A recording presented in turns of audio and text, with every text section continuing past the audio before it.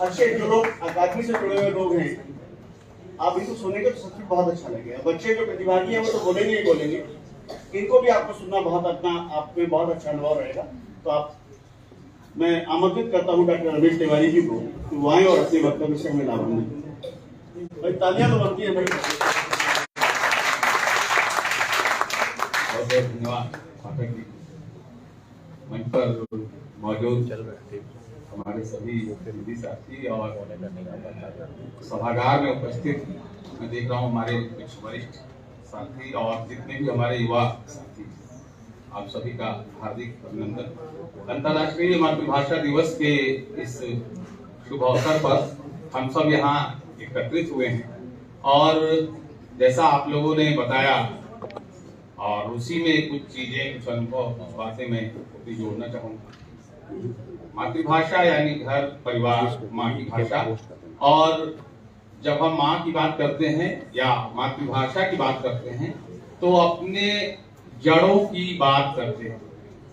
और जो व्यक्ति अपने जड़ों के प्रति सावधान नहीं होगा, सचेत नहीं होगा, वह व्यक्ति अपने और अपने समाज के प्रति उस सामर्थ्य का अर्जन नहीं कर पाएगा जो सामर्थ्य उसे सामाजिक विकास और सामाजिक विकास से पहले मानवीय विकास के लिए आवश्यक है। वो उस सामर्थ्य की प्राप्ति हमें मातृभाषा के माध्यम से, और मातृभाषा की जब मैं बात करता हूं तो अपने जड़ों के माध्यम से ही संभव है। और इसीलिए अभी जो आदरणीय डॉक्टर नूतन जी ने बताया, यूनेस्को का वो जो सारा वैचारिक परिप्रेक्ष्य बताया अंतर्राष्ट्रीय मातृभाषा दिवस के संबंध में, और भारत की विविधताओं की भी बात की। भारत की विविधताओं के बारे में जब हम बात करते हैं और वैश्विक परिप्रेक्ष्य की जब बात करते हैं, जो भूमंडलीकरण की बात आती है, मैं इसको जोड़ता हूं। इसका उद्गम अयम निज परो वेत्ति गणना लघु चेतसाम उदार चरिता नाम तू वसुधैव कुटुंबकम।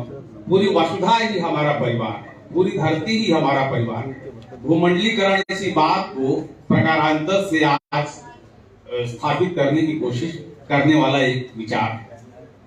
तो जो मातृभाषा और स्व के बाद स्व का विस्तार, जिसको छायावाद के आधार स्तंभ जयशंकर प्रसाद ने कहा, औरों को हंसते देखो मनु, हंसो और सुख पाओ, अपने सुख को विस्तृत कर लो, सबको सुखी बनाओ।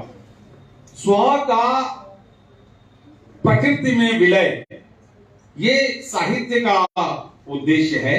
और मातृभाषा का तमाम भारतीय और वैश्विक भाषाओं के साथ समागम करते हुए अपने अस्तित्व की रक्षा और दूसरे के अस्तित्व का सम्मान, ये मातृभाषा दिवस की सार्थकता है। इसलिए अगर हम इस परिप्रेक्ष्य में देखें तो तमाम भारतीय भाषाओं के बीच एक आवाजाही है और उसका विस्तार पूरी दुनिया की जो वैश्विक भाषाएं हैं। जैसे हम जब मेट्रो लेते हैं तो अपने आप उसकी भाषा आ जाती है। जब आपकी बिहार का एक व्यंजन है लिट्टी चोखा, जब कहीं जाएगा तो उसके साथ वो शब्द जाएगा ही जाएगा। जब आप सांभर वड़ा इडली डोसा खाओगे तो उसके साथ वो शब्द आएगा ही आएगा। जब आप टाई लगाओगे तो वो शब्द आएगा आएगा। जैसे जैसे हमारा जीवन, मानव जीवन विकास की ओर अग्रसर होगा, वैसे वैसे आपकी शब्दावली, आपका भाषाई विकास भी होगा। लेकिन उन तमाम विकास के बावजूद आपको अपनी मातृभाषा के प्रति हमेशा सतर्क, सजग और संवेदनशील रहना चाहिए। यही अंतर्राष्ट्रीय मातृभाषा दिवस का पूरा परिप्रेक्ष्य है, पूरा संदर्भ है।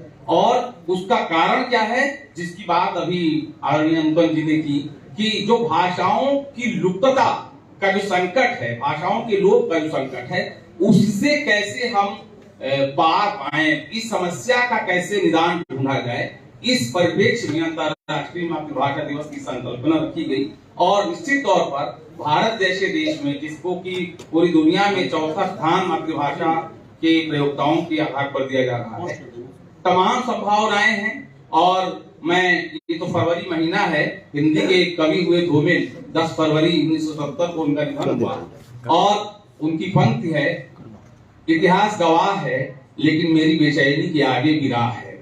मुझे लगता है कि आप सब की जो वक्तव्यों में मैंने जो बेचैनी देखी है और मातृभाषा को लेकर के जो संभावनाएं देखी हैं, निश्चित तौर पर उससे एक बेहतर भारत, बेहतर समाज की संकल्पना को बल मिलता है और मैं आश्वस्त होता हूं। इन्हीं शब्दों के साथ मैं अपनी वाणी को विराम देता हूं। आपने मुझे सुना, मुझे